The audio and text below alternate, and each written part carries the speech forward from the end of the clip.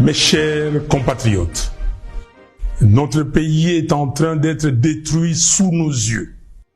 Il est impératif d'agir sans tarder pour empêcher l'irréparable, à savoir la balkanisation du Congo.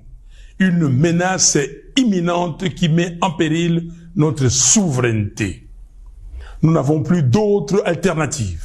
Il est temps de sauver notre nation du spectre d'effondrement. Depuis le 30 juin 1960, notre pays n'a jamais affronté un défi aussi existentiel. La guerre qui ravage actuellement notre territoire menace l'unité de notre nation. Dans ces contextes d'extrême urgence, la cohésion nationale doit s'imposer comme notre priorité politique absolue. Chaque jour, nos villes, nos territoires, nos villages et nos provinces tombent sous le joug des agresseurs, tel un héritage laissé à l'abandon. Combien de morts faudra-t-il encore pour que nous prenions pleinement conscience de l'urgence d'unir nos forces, de transcender nos divergences et de trouver une solution pour préserver les 2 345 410 km² de notre territoire.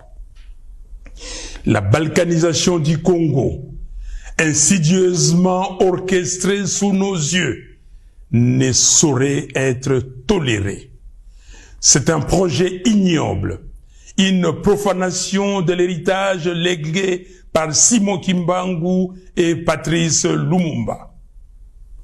Aujourd'hui, plus que jamais, il incombe à chaque Congolais d'assumer sa part des responsabilités dans la lutte pour la sauvegarde de notre pays. Cette guerre, ces souffrances, ces vies fauchées en grand nombre nous enjoignent à un profond changement d'attitude. Nous ne pouvons plus nous permettre l'inaction ni la complaisance. Il est de notre devoir de contrer ceux qui cherchent à diviser notre peuple et à nous précipiter vers notre propre perte. Face à l'ampleur du désastre, la division interne est un luxe que nous ne pouvons plus nous offrir. L'initiative congolo-congolaise, que nous qualifions de processus de Kinshasa, proposée par la CENCO et l'ECC, constitue une opportunité historique pour mettre fin à la guerre et reconstruire notre pays. Ce projet ne se limite pas à un simple appel à la paix. Il incarne une profonde refonte de notre approche politique, une véritable révolution dans notre manière de vivre ensemble.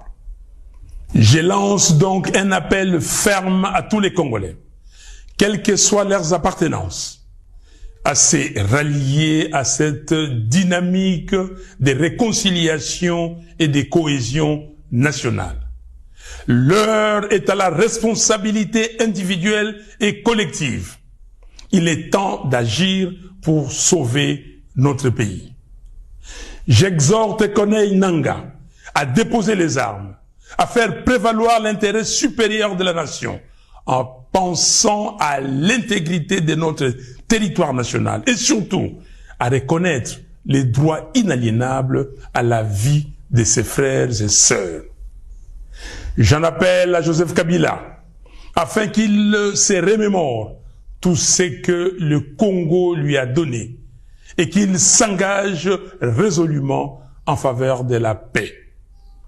J'invite Félix Tshisekedi à mesurer l'ampleur du désastre qui accable notre pays et à soutenir sans réserve l'initiative des évêques de la CENCO et des pasteurs de l'ECC.